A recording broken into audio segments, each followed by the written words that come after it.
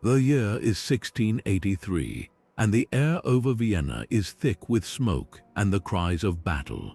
The Ottoman Empire has thrown everything it has at this final stronghold, a city standing alone between Europe and conquest. Behind these walls, the fate of a continent hangs by a thread. But what happens next isn't just a story of siege and survival. It's a series of heart-stopping moments, 25 clashes so intense, so dramatic, they would decide the future of empires. From the desperate charge of the Winged Hussars to the brutal hand-to-hand combat in the breached walls, each moment is a pulse-pounding chapter in one of history's greatest sieges. This is the untold story of Vienna's final stand, the chaos, the courage, and the clashes that changed everything. Let's begin. For centuries, empires had clashed along the borders of East and West, but nothing had prepared Vienna for what was coming. The Ottomans weren't just another army, they were a force that had reshaped the world, and now their cannons were aimed at the gates of Christendom itself. Inside the city, the situation was dire. Food had run low, disease spread through the streets, and every defender knew that surrender meant either death or slavery. Yet somehow, against impossible odds, they held on. What kept them fighting wasn't just desperation, it was the knowledge that somewhere beyond the smoke and the siege lines, help was coming.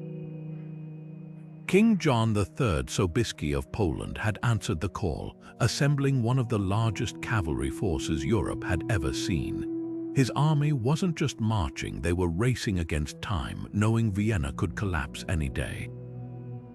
Meanwhile, Grand Vizier Kara Mustafa Pasha, confident in his overwhelming numbers, pushed his troops harder, tunneling beneath the walls, planting explosives, and launching wave after wave of attacks. The final assault wasn't just about taking a city, it was a battle for the soul of a continent. And as both sides gathered for the decisive clash, every soldier, every blade, every heartbeat would tip the scales of history. Dawn on September 12, 1683, brought no relief for Vienna's exhausted defenders, only the thunder of Ottoman drums and the chilling sight of thousands of Janissaries advancing like a tide. These weren't just soldiers, they were the empire's finest, hardened by decades of conquest, now climbing over rubble and shattered barricades with a single goal: to break the city before help arrived. Sappers had spent nights carving tunnels beneath the walls, planting explosives that sent stone and timber flying. The defenders, outnumbered and outgunned, met the onslaught with muskets, pikes, and sheer desperation, knowing this was the moment that would decide their fate. What made this assault so terrifying wasn't just its scale, it was the precision. The Ottomans didn't attack blindly, they exploited every weak point, pushing forward under the cover of smoke and cannon fire. Janissaries wielded curved blades with lethal skill, while behind them artillery crews kept up a relentless barrage, turning Vienna's once mighty defenses into a labyrinth of debris. Yet, amid the chaos, something remarkable happened. The defenders, though battered, refused to buckle. Civilians hurled rocks from rooftops, priests carried water to the wounded, and soldiers formed makeshift shield walls to hold the line. It was a clash of discipline against defiance, and for hours neither side gave an inch. The air reeked of gunpowder and blood as the battle swayed back and forth, each charge met with a counterattack. Ottoman commanders, sensing victory was near, funneled more troops into the breaches, but Vienna's stubborn resistance began to fracture their momentum.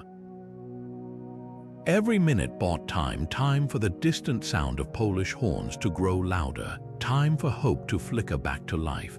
This wasn't just a battle of strength, it was a test of endurance, and the Ottomans were about to learn that even the mightiest armies could falter when faced with the unbreakable will of a city fighting for its survival. Amid the deafening explosions and choking dust, the Löbel Bastion became the first true breaking point of Vienna's defenses. Ottoman sappers had worked tirelessly in the darkness, digging tunnels deep beneath the stone, packing them with gunpowder. and when the fuse was lit, the ground itself seemed to erupt. Whole sections of the wall vanished in an instant, leaving a jagged chasm where once there had been unyielding defense. Through that gap surged the Janissaries, their blades gleaming, their war cries cutting through the chaos. But Vienna's defenders weren't waiting helplessly. They had braced for this moment. As the smoke cleared, what the Ottomans found wasn't panic, but a wall of pikes and the flash of muskets. Imperial troops and city militia stood shoulder to shoulder, their weapons leveled, turning the breach into a killing ground. The fighting was so close, so brutal, that men could see the exhaustion in each other's eyes even as they struck. Janissaries, disciplined and fierce, pressed forward with relentless determination, only to be met by defenders who knew retreat meant annihilation. The cobblestones grew slick with blood as the battle swayed back and forth, every foot of ground contested, every moment stretched to its limits. What made this clash unforgettable wasn't just the carnage, but the sheer tenacity on both sides. Ottoman officers, recognizing the critical opportunity, funneled more men into the breach, while Habsburg commanders rallied their dwindling reserves. Civilians, those too old or young to fight, hauled ammunition and water to the front lines, knowing their survival depended on holding this shattered stretch of wall. For hours, neither side gained the upper hand, the battle reduced to a grinding, desperate struggle where courage meant more than numbers. And in that crucible of fire and steel, the fate of Vienna teetered on the edge of a single question: who would break first? The chaos at the Löbel Bastion reached its peak as Viennese militiamen, their faces blackened by powder, locked shields with German mercenaries in a desperate last stand. Behind them lay the city's heart, its homes, its families, and ahead, a tide of Janissaries pouring through the shattered wall. With no room to retreat, every defender knew the brutal truth: surrender wasn't an option. Their weapons were whatever they could scavenge: broken musket stocks, axes, even cobblestones pried from the streets, but their defiance was unwavering. What unfolded in that breach wasn't just combat, it was raw survival. Men fought not in orderly ranks, but in tangled, frenzied clashes where a single misstep meant death. The militia, many of them shopkeepers and craftsmen just days earlier, swung their weapons with the strength of those who had nothing left to lose. Alongside them, hardened German landsknechts formed a bristling wall of pikes, their discipline the only anchor in the storm. Ottoman troops, expecting a rout, instead met a resistance that seemed to grow fiercer with every minute. Time bent under the weight of desperation. Barricades of splintered furniture and overturned carts bought precious seconds, each one a lifeline as the defenders strained to hear the distant thunder of hooves. Was that relief coming at last? The Ottomans, sensing their momentum stalling, redoubled their assaults, but the breach had become a furnace too hot even for the empire's finest. Every inch the attackers gained was paid for in blood, and as the sun climbed higher, something shifted. The defenders' ragged line, though battered, hadn't snapped, and on the horizon, the first banners of salvation finally broke through the smoke. As the Ottoman tide seemed unstoppable, a distant rumble echoed across the battlefield, not from cannon fire but from hooves. From the heights of Kollenberg Hill, King Sobiski's winged cavalry descended like a storm, their feathered wings casting eerie shadows in the fading light. These weren't ordinary horsemen. The Hussars were Europe's ultimate shock troops, armored in steel and tradition, their lances leveled with deadly precision. The Ottomans barely had time to react before the earth itself seemed to tremble. The Hussars struck like a hammer blow, their charge carving straight through the Janissary ranks. Lances splintered on impact, but momentum carried them forward, horses and riders plowing deeper into the chaos. What made this assault legendary wasn't just its brutality, but its timing. The Ottomans, already stretched thin from hours of fighting, suddenly faced an enemy hitting their flank with unstoppable force. Within minutes, the battlefield transformed. Janissaries, who had been on the verge of victory, now scrambled to regroup as the Hussars wheeled for another pass. Sobiski himself led from the front, his presence electrifying the Allied forces. Infantrymen who had been pinned down moments earlier now surged forward with renewed fury, sensing the shift. The Ottomans' disciplined lines, once unshakable, began to fray under the weight of steel and sheer terror. But the Hussars' charge wasn't just a military maneuver, it was psychological warfare. Those wings weren't mere decoration, they whistled with every gallop, a sound designed to unnerve even the bravest foes. And as dusk settled, the sight of these avenging angels cutting through the smoke became the defining image of the battle. Kara Mustafa's gamble had met its match, and in that chaotic hour, the fate of Vienna, and perhaps Europe, hinged on the hooves of 3,000 winged knights. The battle for Kollenberg Heights wasn't just another skirmish, it was the brutal overture to Vienna's salvation. As Polish and Imperial troops pushed uphill through dense woods, Ottoman marksmen hidden among the trees turned every step into a deadly gamble. Muskets cracked from behind boulders, arrows hissed through branches, and the steep terrain became a nightmare of slipping boots and grasping roots. But losing this ground wasn't an option. Without these heights, Sobieski's winged cavalry would charge blind into a massacre. What made this fight so desperate was the sheer unpredictability of it. Unlike the orderly ranks of a pitched battle, this was a swirling, chaotic brawl where visibility barely stretched 10 paces.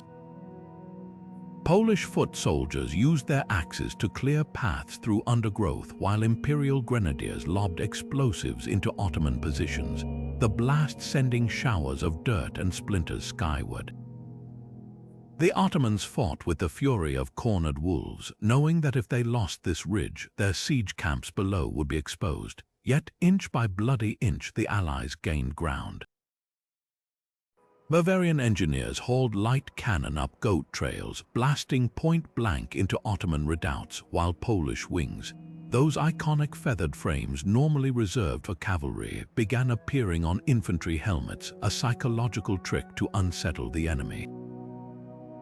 By midday, the heights echoed not just with gunfire, but with the thud of picks as troops hastily leveled ground for Sobieski's artillery.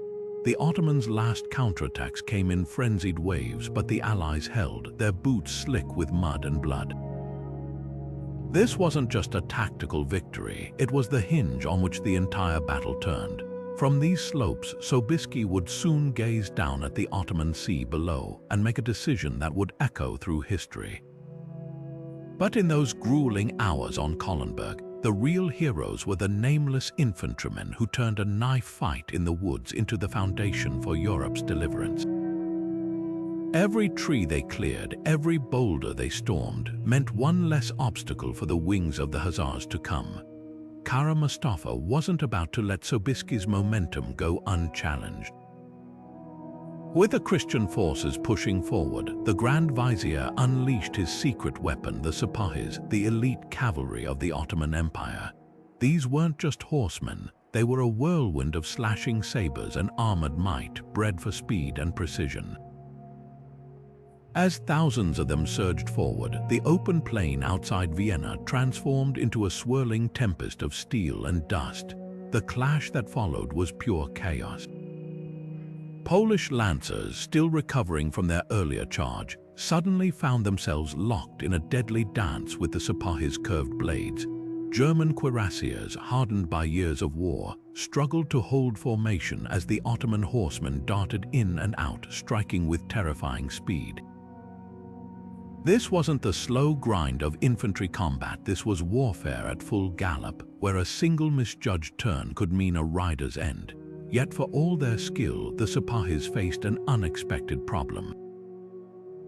Sobieski's forces had fought mobile battles like this before, and they adapted quickly.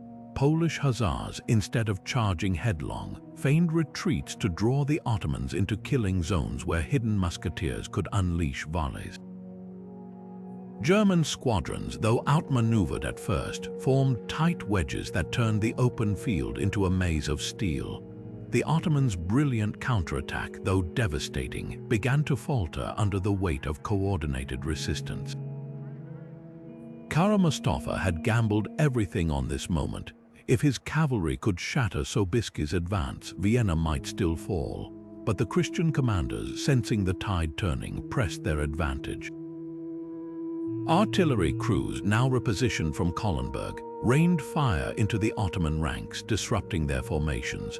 What had begun as a bold strike dissolved into a fragmented melee, proof that even the finest tactics could crumble against an enemy that refused to yield. By sunset, the Sipahis were in retreat, their brilliant charge undone by sheer stubbornness. Sobiski's forces, though bloodied, stood triumphant on the field. The Grand Vizier's last great effort had failed, and as the Ottoman horsemen vanished into the smoke, one truth became clear. Relief for Vienna was no longer a hope, it was an inevitability. The Ottoman camp, a sprawling maze of silk tents and towering banners, became the next battleground. What began as an organized assault quickly dissolved into chaos as Allied troops poured through the breached defenses. The sight of riches, silks, spices, chests of gold scattered among the tents proved too tempting for weary soldiers who had endured months of hardship. But this was no time for celebration. The fight was far from over. Janissaries, cut off from their commanders, turned the camp into a fortress of desperation. They barricaded alleyways between tents, firing from behind rolled carpets and overturned supply wagons. Christian soldiers, their discipline fraying at the edges, found themselves torn between seizing treasure and staying alive. Some stuffed their coats with silver coins, only to be cut down mid-loot by counterattacking Ottomans. The camp's narrow lanes became death traps, where every overturned cooking fire or collapsed tent could hide an ambush. What made this struggle so surreal was its brutality mixed with greed. Men who had fought side by side moments earlier now shoved each other to grab at jeweled daggers or sacks of coffee. Officers barked orders to regroup, but the allure of plunder was a siren song few could resist. Even Kara Mustafa's own command tent, its poles draped in velvet, its carpets woven with gold, became a battleground as Polish Hussars and German dragoons dueled over who would claim the Grand Vizier's abandoned war chest. Yet amid the frenzy, the tide was turning. Ottoman resistance, once fierce, began to crumble as news spread that their leadership had fled. Without orders, the defense fractured into isolated pockets of defiance. Some Janissaries chose martyrdom, setting fire to their own supplies rather than let them fall into enemy hands. Others simply ran, discarding weapons to swim across the Danube. By nightfall, the camp wasn't just captured, it was gutted, its treasures looted, its once proud banners trampled into the mud. This wasn't merely a military defeat, it was the unraveling of an empire's pride. The Ottomans had arrived at Vienna as conquerors, their tents a symbol of invincibility. Now, those same tents burned under a Christian moon, their ashes carrying a final, unmistakable message: the siege was over. Europe, against all odds, had held. As the Ottoman camp collapsed around them, one group refused to yield. The Janissaries, the Sultan's most feared warriors, found themselves surrounded, yet they didn't break ranks. Instead, they formed a tight circle, their scarlet tunics splattered with mud and blood, their scimitars raised in silent defiance. This wasn't just a retreat gone wrong. It was a deliberate choice to die on their feet rather than flee. What made this last stand so extraordinary wasn't just their courage, it was their discipline. While chaos consumed the battlefield, these elite soldiers moved as one, their blades flashing in perfect unison.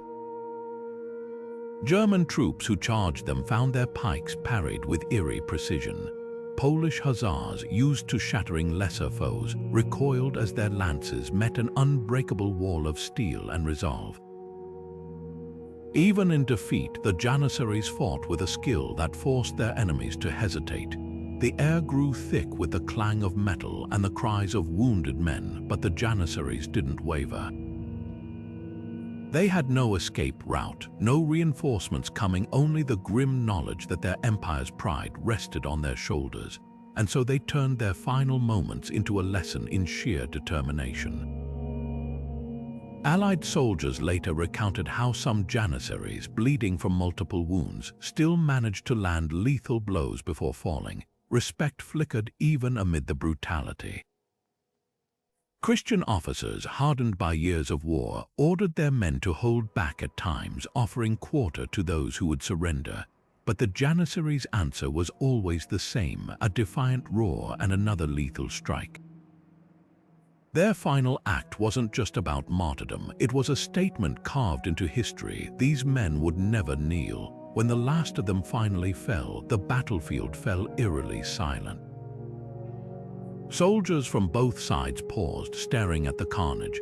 The Janissaries had lost, but in their ferocity, they'd etched their legacy into the memory of every witness. Even their enemies couldn't deny it. This wasn't just an army. It was a brotherhood that embraced death before dishonor, leaving behind a legend that would outlive empires. The Ottoman center didn't just buckle, it shattered. Hours of relentless pressure had stretched their ranks to the breaking point, and now, with Sobieski's cavalry carving through their flanks and imperial troops surging forward, the unthinkable happened.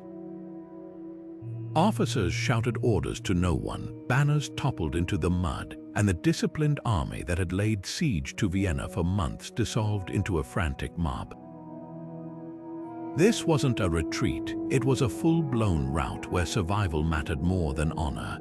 Men who had fought with precision just moments earlier now trampled each other in their desperation to escape.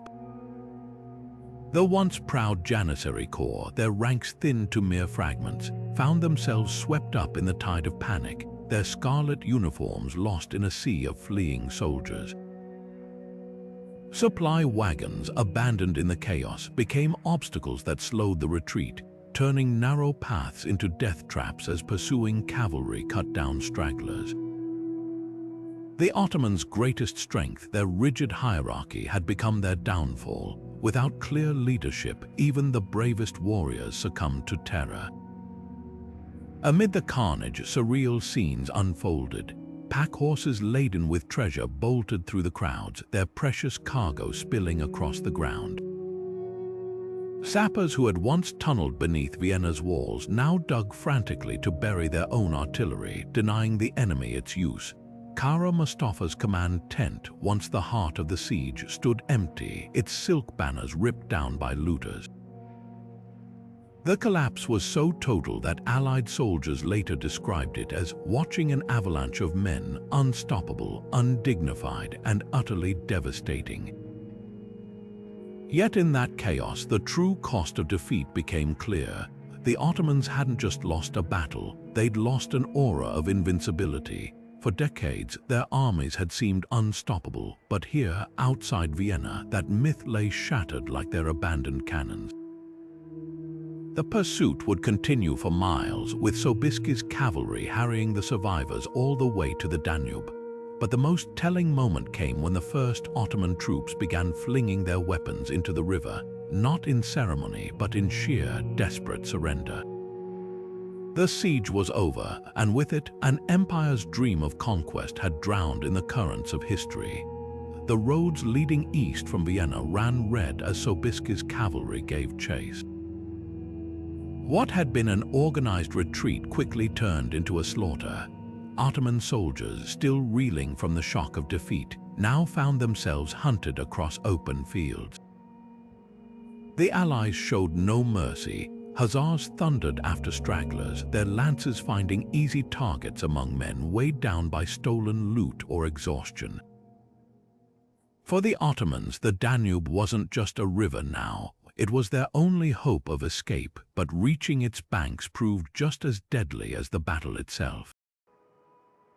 Thousands of desperate men plunged into the currents, their armor dragging them under.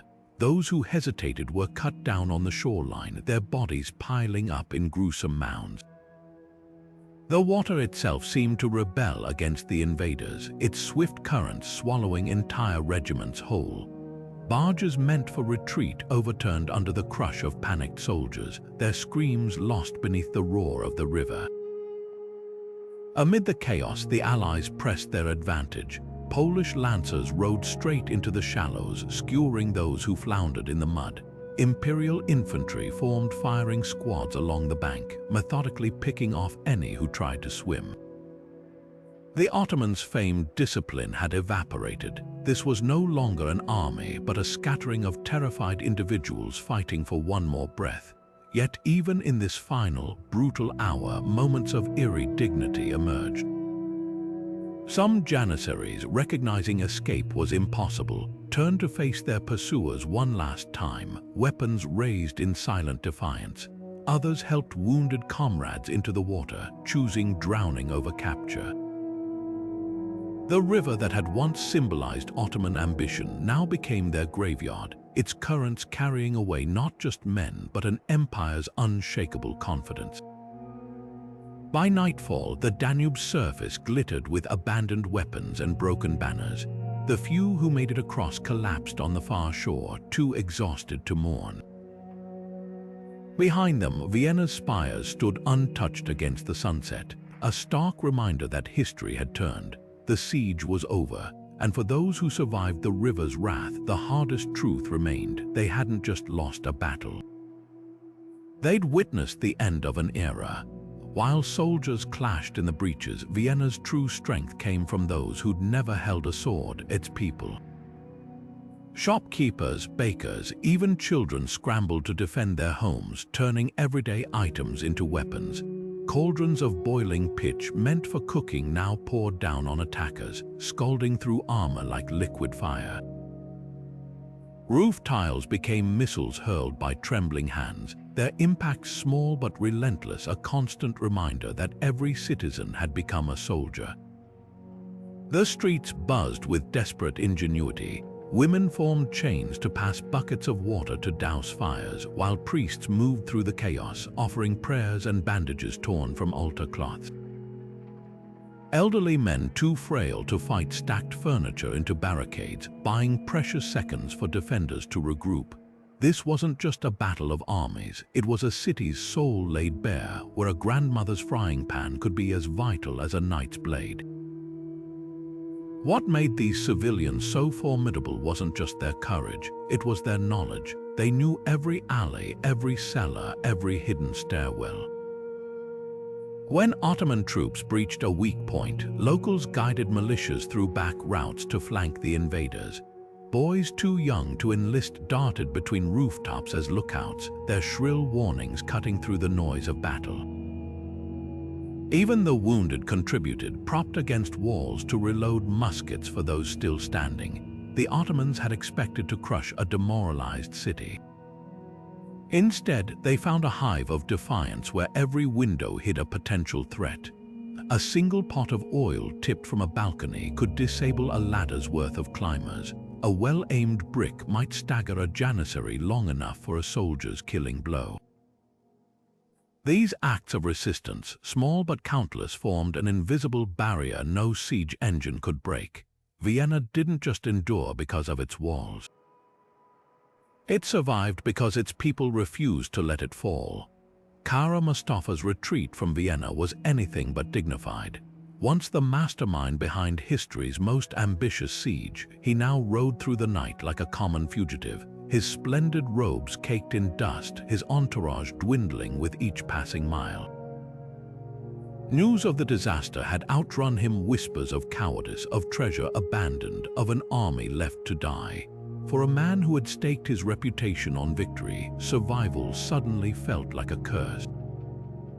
The journey back to Belgrade was a humiliation in slow motion. Where once villages had bowed at his approach, now doors slammed shut. Messengers avoided his gaze, their scrolls heavy with reports of the Sultan's fury. The empire needed a scapegoat for this catastrophe, and Kara Mustafa, once the Sultan's favored son, fit the role perfectly. His fate was sealed long before he reached the gates of Edirne. When the executioner's silk cord finally tightened around his throat in December 1683, it wasn't just a man who died, it was an era. the Grand Vizier's downfall mirrored the empire's own unraveling. Mehmed IV, desperate to salvage his dynasty's pride, made the execution a spectacle, no swift blade but a drawn-out strangulation, a deliberate message to every ambitious commander. The same hands that had signed the orders to storm Vienna now clutched futilely at the noose, a bitter testament to how quickly fortune could turn. Yet Kara Mustafa's legacy wasn't merely one of failure. His gamble at Vienna had exposed the limits of Ottoman power, a lesson that would haunt the empire for centuries. The siege had drained its treasury, decimated its elite troops, and shattered the myth of its invincibility. And as the Grand Vizier's body swung lifeless in the winter wind, observers noted one final irony. The silk cord that killed him was said to be the same shade of green as the banner he'd planted beneath Vienna's walls months earlier. A color of conquest, now the hue of disgrace. The first rays of dawn on September 13, 1683, didn't just illuminate a battlefield, they revealed a miracle.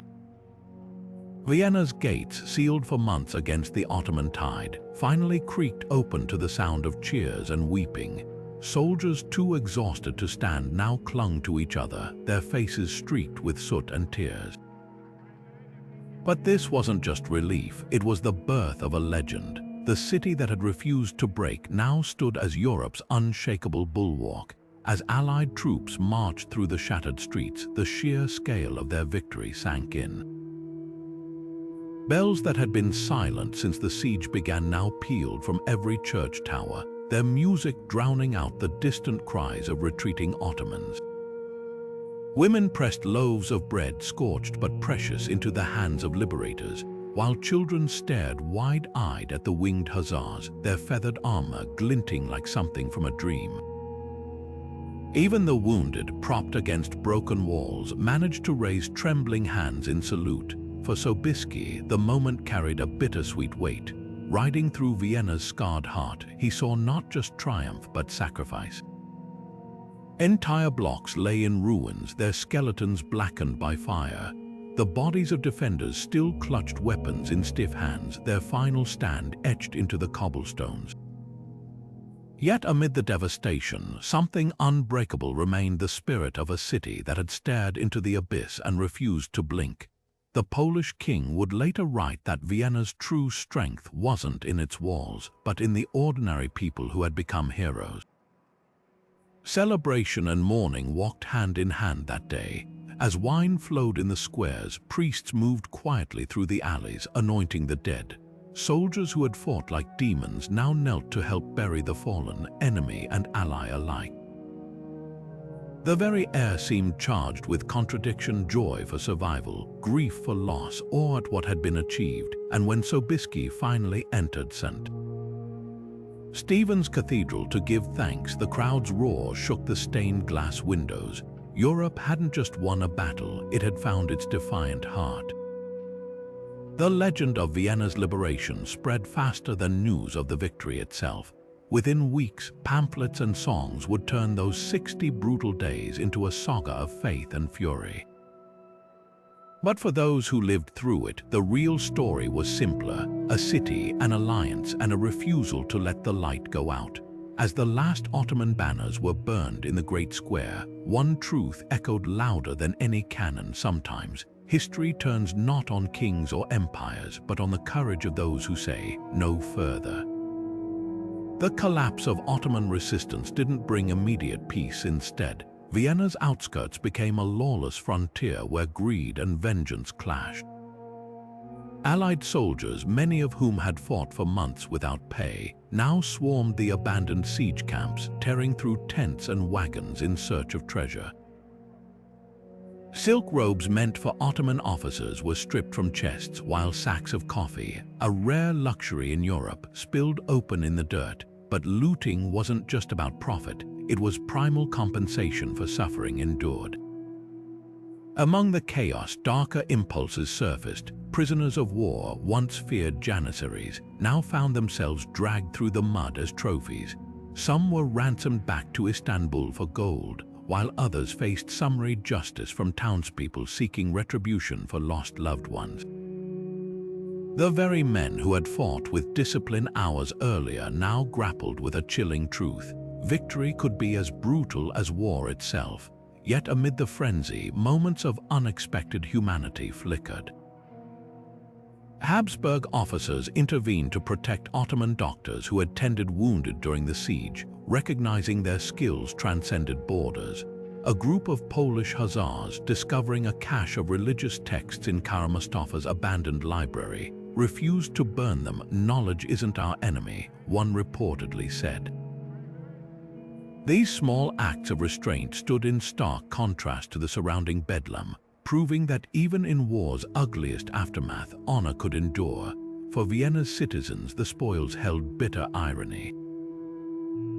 Gold-thread pride from Ottoman banners couldn't rebuild shattered homes, and the coffee so eagerly guzzled by soldiers only deepened their insomnia after months of terror.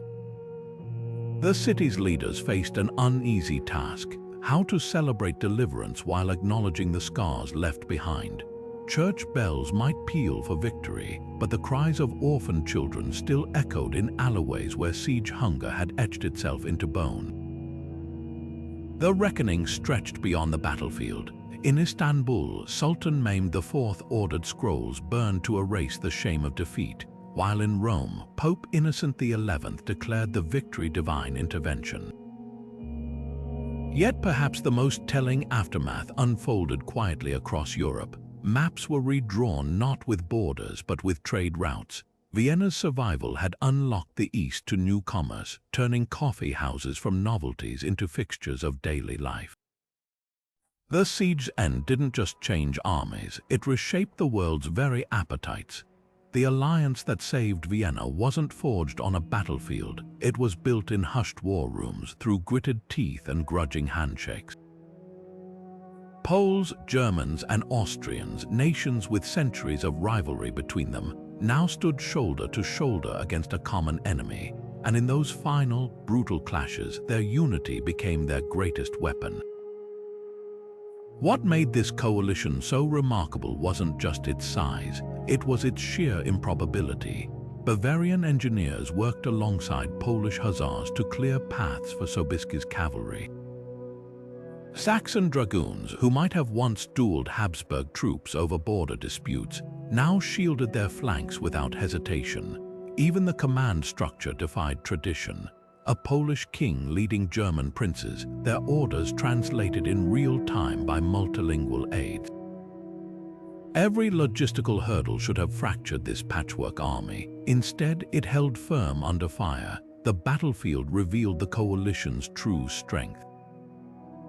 When Ottoman forces targeted the imperial infantry, Polish lancers surged forward to relieve the pressure.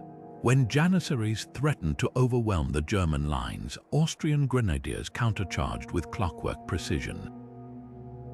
This wasn't just cooperation, it was a symphony of violence, each nation compensating for the other's weaknesses.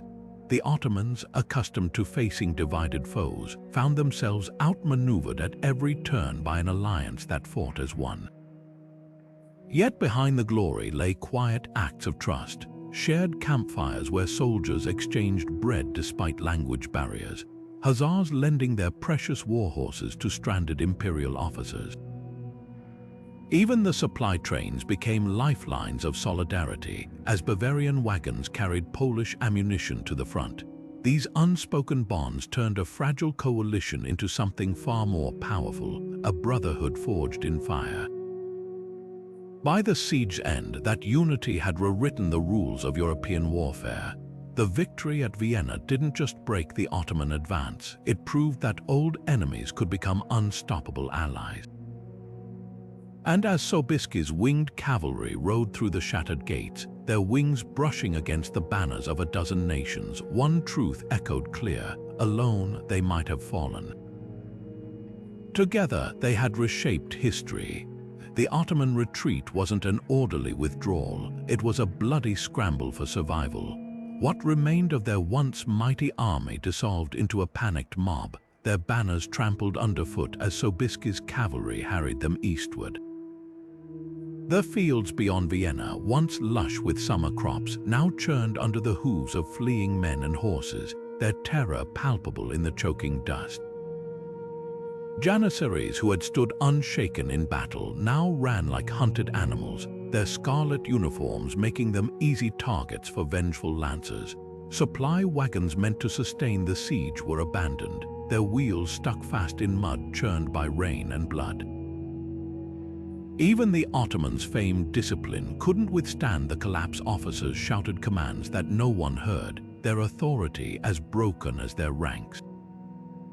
The Allies gave no quarter. Polish Hussars, their wings tattered but spirits unbroken, rode down stragglers with ruthless efficiency. German dragoons fired volleys into the backs of fleeing troops, their muskets still hot from the final assault. This wasn't just pursuit, it was retribution for months of suffering, a chance to ensure the Ottomans would never again threaten Vienna's gates. Yet amid the slaughter, haunting scenes unfolded. Some Janissaries, realizing escape was impossible, turned to face their pursuers one last time, their scimitars raised in silent defiance. Others waded into the Danube's treacherous currents, preferring the river's mercy to enemy blades. The water itself seemed to reject them. Bodies floated downstream like macabre flotsam, their green banners sinking beneath the waves. By nightfall, the scale of the rout became clear. The road to Budapest was littered with discarded weapons, splintered carts, and the corpses of men who had marched west with dreams of conquest. Kara Mustafa's grand army, the terror of Christendom, now existed only in fragments. And as the last Ottoman survivors vanished into the eastern darkness, one truth echoed across the ravaged land. This wasn't just a defeat, it was the end of an empire's unshakable certainty. Amid the smoke and chaos of Vienna's darkest hours, one story rose above the fray, not of kings or generals, but of a humble baker whose quick thinking might have saved the city. According to legend, as Ottoman sappers tunneled beneath the walls, the vibration of their pickaxes sent tremors through a basement where dough was being kneaded. The baker, noticing his loaves trembling on the table, raced through the streets to sound the alarm. Defenders flooded the tunnels just in time, turning what could have been a catastrophic breach into a bloody stalemate underground. Whether truth or tall tale, this account captures the siege's essence. The idea that history isn't just shaped by grand strategies, but by countless small moments of ordinary courage. Imagine it, flour-dusted hands gripping a musket instead of a rolling pin, a man who fed his city now helping to defend it. The story spread like wildfire after the siege, embraced because it felt true in spirit, even if the details blurred over time. Vienna's survival wasn't just about polished armor and cavalry charges. It was built on the vigilance of those who watched, listened, and refused to let their home fall quietly. Skeptics point out that sappers typically worked far deeper than a bakery's cellar, and no contemporary records mention the incident. Yet the tale endures because it symbolizes a larger reality. The siege was won not just on battlements, but in streets where every citizen became a sentinel. Other whispers from the siege echo this theme. A cobbler who repaired boots mid-battle, a nun who smuggled messages past Ottoman lines. These fragments remind us that history's most dramatic clashes often hinge on unseen heroes. The baker's legend also reveals something deeper about how societies remember trauma. In the aftermath, Vienna needed stories that celebrated resilience, not just sacrifice. A loaf of bread left to rise became a metaphor for the city itself, battered but unbroken, rising against the weight of empire. Today, visitors can still find bakeries in Vienna selling kipferl, crescent-shaped pastries said to mimic the Ottoman banners, a sweet rebellion carved into dough. Fact or fiction, these stories are the marrow of history, not just what happened, but what we choose to believe about ourselves when the world hangs in the balance. The thunder of Vienna's cannons didn't just shake the city walls, it signaled a turning point in the very art of war. What unfolded during those brutal weeks in 1683 wasn't just a battle for territory. It was a laboratory for military innovation where old tactics collided with new realities. The siege forced armies to rethink everything from how walls were built to how cavalry charged, and its lessons echoed across battlefields for generations. Artillery, once a blunt instrument for smashing gates, became a precision tool in the hands of Ottoman gunners. Their massive bombards didn't just pummel Vienna's defenses, they targeted weak points with calculated ruthlessness, foreshadowing the siegecraft of future wars. But the defenders adapted just as quickly. Engineers reinforced crumbling sections with timber and earthworks, improvising solutions that would later inspire the star-shaped fortresses of the 18th century. This deadly dance of attack and adaptation proved that no wall, no matter how thick, could stand forever without ingenuity to match the enemy's firepower. Cavalry, too, found its role transformed under the pressure of the siege. Sobieski's Winged Hussars didn't just charge, they struck with coordinated timing, exploiting gaps created by infantry and artillery. Their legendary downhill assault from Kollenberg heights became a textbook example of combined arms warfare, where horsemen weren't just shock troops but part of a larger, synchronized machine. Meanwhile, Ottoman Sipahis, once the terror of open battles, struggled against disciplined formations, revealing the limits of traditional cavalry in the face of evolving tactics.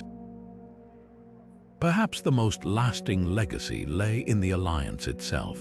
Vienna proved that coalitions could overcome ancient rivalries when faced with existential threats. The seamless cooperation between Polish lancers, German musketeers, and Austrian engineers offered a blueprint for future alliances, showing how diverse forces could merge their strengths into something greater. Military strategists from Frederick the Great to Napoleon would later study these very clashes, dissecting how adaptability and unity could overturn even the grimmest odds. Yet beyond tactics and technology, the siege left a deeper mark on warfare's soul. It blurred the line between soldier and civilian, proving that a city's spirit could be as formidable as its ramparts. Vienna's bakers and blacksmiths taught generals a hard truth. In the age of total war, victory depended not just on armies, but on the will of every soul behind the lines. The Ottomans hadn't just failed to take a city, they'd stumbled against the future itself, where wars were won not by sheer numbers, but by the ability to adapt, endure, and rise. Above the smoke and steel of Vienna's battlefield, something unseen drove both armies forward, an unshakable belief that God himself watched their struggle. To the Ottoman soldiers, this wasn't just a campaign. It was the next chapter in Islam's expansion, blessed by the Sultan as a sacred duty. Their green banners bore verses from the Quran, and their war cries mingled prayers with the clash of swords. Every Janissary who fell did so with the conviction that martyrdom would open paradise's gates. On the other side, Christian defenders saw their resistance as nothing less than a divine mandate. Priests moved through the ranks holding aloft relics of saints, promising absolution to those who stood firm. The Pope had declared this a crusade, and men who might have bickered over doctrine now fought side by side under the same cross. When Sobiski's cavalry charged, their winged armor wasn't merely for show. It evoked the archangels of Scripture, a visual psalm of deliverance. What made this spiritual fervor so explosive was how it transformed the brutality of war. Combat wasn't just about territory or survival. It became a test of faith where every strike carried eternal weight. Ottoman troops, usually disciplined, sometimes broke formation in reckless surges, believing divine favor would shield them. Christian defenders, outnumbered and exhausted, found strength in hymns sung atop crumbling walls. Even the landscape reflected this duality. St. Stephen's Cathedral, its spire pocked by cannon fire, stood defiant against the minarets painted on Ottoman siege maps. Yet the war's holiness also deepened its tragedy. Both sides believed their cause was righteous, their violence sanctified. Prisoners who might have been spared in other conflicts were shown little mercy, their deaths framed as acts of piety. The same river that baptized Christian children now drowned Ottoman soldiers, its currents carrying away conflicting prayers. In the end, Vienna's survival would be hailed as a miracle by one faith and a test of devotion by the other, proof that history's turning points are rarely just about men, but the gods they believe are guiding them. The fields surrounding Vienna after the final assault bore witness to a horror beyond numbers. Before the last Ottoman soldier had fled, before the cheers of liberation could fully rise, came the grim task of counting the dead. Bodies lay so thick in places that cavalrymen had to dismount and lead their horses carefully, not out of respect, but because the corpses made footing treacherous. What had been a battle cry one moment became a choking silence the next, broken only by the moans of the wounded and the cawing of ravens already circling overhead. Siege warfare had always been merciless, but Vienna's climax took the brutality to new extremes. Ottoman Janissaries, trained for years in the empire's finest barracks, now lay tangled with German mercenaries who'd marched halfway across Europe. Polish Hussars, their iconic wings shattered, slumped beside Austrian farmers turned militia, their makeshift weapons still clutched in stiff hands. The dead didn't just number in the thousands, they represented entire generations of young men from 3 continents, their lives condensed into a single, blood-soaked afternoon. Yet the aftermath revealed deeper tragedies. Many perished not from blades or bullets, but from thirst, infection, or sheer exhaustion after days without sleep. Wounded soldiers crawled toward the Danube only to drown in its shallows, their blood staining the water red for miles downstream. Even the living bore invisible scars. Survivors spoke of nightmares that lingered for decades, of hands that shook long after the gunpowder smell had faded from their clothes. The siege's true cost wasn't just measured in bodies, but in broken futures. Ottoman villages lost their breadwinners, leaving families destitute. Polish children grew up without fathers who'd ridden west with Sobiski, never to return. Vienna itself, though victorious, became a city of widows and orphans overnight. Churches overflowed with makeshift grave markers, each one a story cut short. Perhaps most haunting was how quickly the scale numbed the living. Soldiers who'd wept over fallen comrades in the morning were stacking corpses like firewood by dusk, simply to clear paths for supply wagons. The very ground seemed cursed. Farmers would spend years plowing up bones and rusted blades, grim harvests from that September. History remembers Vienna as a triumph, but those who walked its aftermath carried a heavier truth. No victory, no matter how glorious, could ever outweigh the weight of so many silent voices. Vienna's survival didn't just mark the end of a siege, it altered the course of history itself. For centuries, the Ottomans had been the unstoppable force rolling across Europe, their advance seemingly inevitable. But after that brutal September in 1683, something profound shifted. The empire that had once threatened to swallow Christendom whole found itself not just halted, but pushed back for the first time in living memory. This wasn't merely a battle won, it was the moment Europe rediscovered its ability to stand firm against the tide. The psychological impact rippled far beyond Vienna's scarred walls. Ottoman prestige, once unshakable, now bore the cracks of doubt. Sultans who had dictated terms to kings suddenly faced rebellions in their own territories, their aura of invincibility shattered. Meanwhile, Europe's fractured kingdoms glimpsed a new possibility: unity. The coalition that had gathered under Vienna's walls proved that old rivals could set aside differences when survival hung in the balance. This fragile alliance planted the seeds for future partnerships, reshaping diplomacy for generations. Yet the siege's true legacy lies in the stories that outlived its participants. The Winged Hussars' charge became legend, a symbol of hope against impossible odds. Vienna's bakers and blacksmiths entered folklore as proof that courage wears no uniform. Even the Ottomans, though defeated, earned a grudging respect for their relentless determination. The clash had been so colossal, so defining, that its echoes lingered not just in history books, but in art, music, and the very identity of nations. Far from fading into obscurity, the siege lessons took on new urgency in the centuries that followed. Military strategists pored over its innovations, the coordinated cavalry assaults, the improvised urban defenses, while philosophers debated its deeper meaning. Was this the triumph of faith over ambition, the birth of modern Europe, or simply a reminder that even the mightiest empires reach their limits? Vienna's walls still stand today, not just as stone and mortar, but as a testament to that pivotal moment when the world turned. The clash outside Vienna became more than a battle. It was a masterclass in leadership under fire. King Sobiski's decisions radiated a rare combination of audacity and precision. Where others might have hesitated, he pushed his cavalry downhill at the perfect moment, turning the Ottomans' flank into chaos. But what set him apart wasn't just courage, it was his willingness to listen.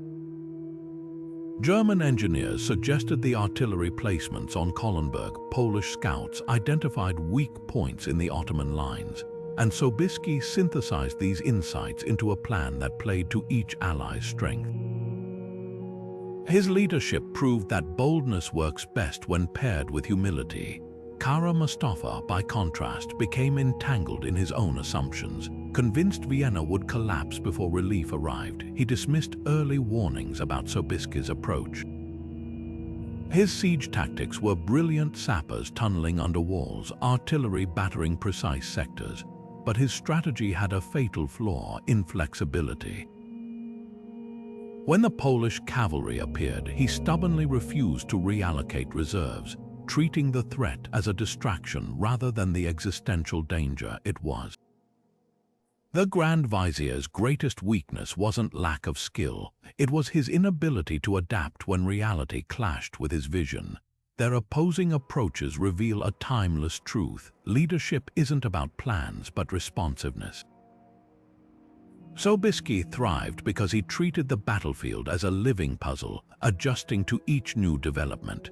Kara Mustafa faltered because he saw only the victory he'd envisioned, not the one unfolding before him.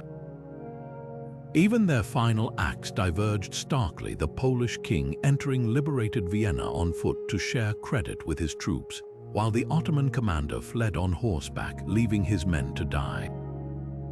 Centuries later, their choices still echo as cautionary tales, one leader amplified by collaboration, the other undone by overconfidence. The siege's outcome hinged on these human factors as much as weapons or numbers. Sobiski's willingness to share glory strengthened alliances. Kara Mustafa's obsession with personal triumph bred resentment among his own officers. In the dust of that September battlefield, two leadership philosophies collided, and the results reshaped empires. The lesson: victory favors those who see beyond their own ambition, who understand that true strategy is about seeing the world as it is, not as you wish it to be. Legend often paints the siege of Vienna in sweeping strokes, heroic charges under golden sunsets, last stands bathed in divine light. But strip away the myth and the truth becomes even more remarkable. Hollywood couldn't improve on what really happened because reality needs no embellishment when courage burns this bright. Take the famed Winged Hussars charge. While poems and paintings show them descending like avenging angels in perfect unison, the reality was far messier and more human.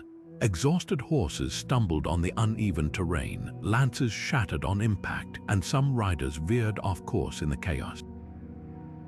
Yet it was their ability to fight through the disarray, to adapt mid-charge, that made their assault decisive. Perfection wasn't the key, relentless will was. Then there's the myth of Kara Mustafa's arrogance. Popular tales depict him lounging in his silk tent, blind to danger until it was too late. In truth, the Grand Vizier was a seasoned commander who orchestrated one of history's most sophisticated sieges. His real failure wasn't hubris, it was underestimating the resilience of ordinary Viennese citizens. While he anticipated walls crumbling, he never accounted for chimney sweeps dropping grenades from rooftops or priests turning church bells into alarm systems. Even the timeline of the final clash gets distorted. Dramatic retellings compress days of grinding combat into a single climactic hour. In reality, the battle ebbed and flowed for weeks, with moments of quiet desperation between explosions. The true miracle wasn't a sudden Hollywood-style turnaround, but the accumulated grit of thousands of soldiers and civilians alike refusing to yield inch by bloody inch. Perhaps the most enduring fiction is the idea that Vienna's salvation came from a single hero. No lone figure, not even Sobiski, could have turned the tide without the nameless militiamen who held breaches through the night, the messengers who ran through crossfire, or the women who smuggled water to collapsing defenders. The siege's real lesson: heroism isn't always grand gestures, sometimes it's just ordinary people doing impossible things, one stubborn act at a time. So why does the myth persist? Because legends simplify, while truth demands we wrestle with complexity. The siege wasn't a fairy tale, it was human beings, flawed and frightened, rising to meet history's call. And that, in the end, is the most inspiring story of all. 25 clashes, each one a turning point, each one a story of its own. What happened outside Vienna's walls wasn't just a battle. It was a collision of worlds where every sword stroke, every desperate charge, and every shattered barricade held the weight of history. The Winged Hussars' thunderous descent didn't just break Ottoman lines, it shattered the myth of their invincibility. The Janissaries' final, defiant stand wasn't just resistance, it was a testament to loyalty beyond death. And in between, the ordinary citizens who fought with pots, pitch, and shear will prove that courage wears many faces. These moments didn't just decide a siege, they reshaped continents. Vienna's survival became Europe's awakening, a spark that lit the slow retreat of Ottoman dominance. Yet beyond the grand strategies and legendary charges, there's a quieter truth. History isn't just made by kings and empires. It's forged by the choices of those who stood where the tide was highest, who looked impossible odds in the eye and said, "Not here, not today." As the smoke cleared and the survivors counted their dead, something unexpected lingered. Not just relief, but a new understanding of what unity could achieve. Empires rise and fall, but the echoes of those 60 days still resonate. They remind us that even in our darkest hours, resilience can tip the scales of fate. If these stories moved you as much as they've moved me, let's keep the conversation going. Drop a like if you want more deep dives into history's most pivotal moments. Subscribe to never miss a journey into the past, and share your thoughts in the comments. Which clash left you in awe? Until next time, keep exploring. History isn't just written, it's lived, fought, and remembered.